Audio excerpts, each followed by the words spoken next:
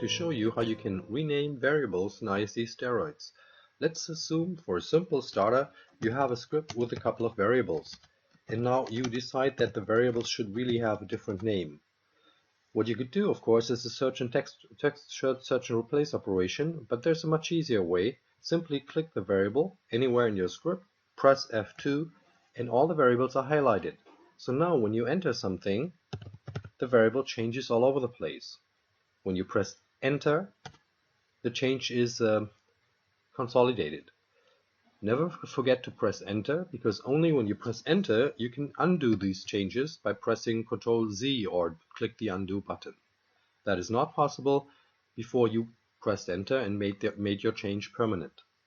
Now what looks like a simple text change operation is really way more sophisticated. Let's assume you have a more complex script. Let's say you have a function and you have a parameter and you're using that parameter. Let's switch to full screen mode, and I'm using that parameter down here, and I'm calling my function. Let's make the font a little smaller.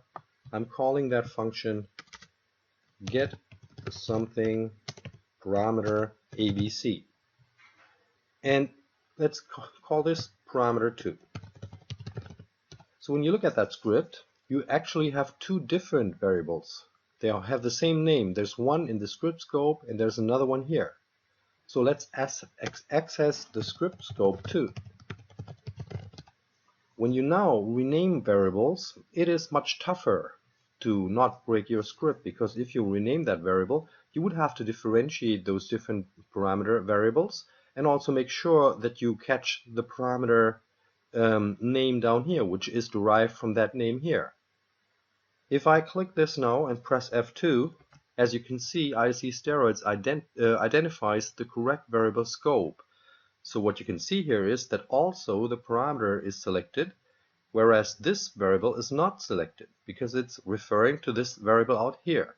Again, you can change your variable, and as you can see, not only the variable changes, but also the parameter down here, which ensures that your script continues to work. Likewise, when I click this variable up here and press F2, this one down here will also be marked because it's the same scope. It's the scope script, in this case, because of the qualifier. So again, I can change that too. Now this system goes much further. Let's assume you are referring PS-bound parameters and you want to see if the user actually has submitted a parameter called test. Now this is another example that illustrates why it is so hard to change variables, because you have to really see where PowerShell uses this variable, and it could also be as an argument to this method.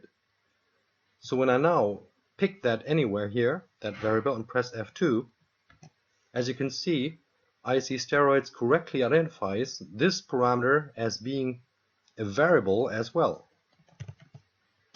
And the same is true if you use, for example, things like commandlets that refer variables.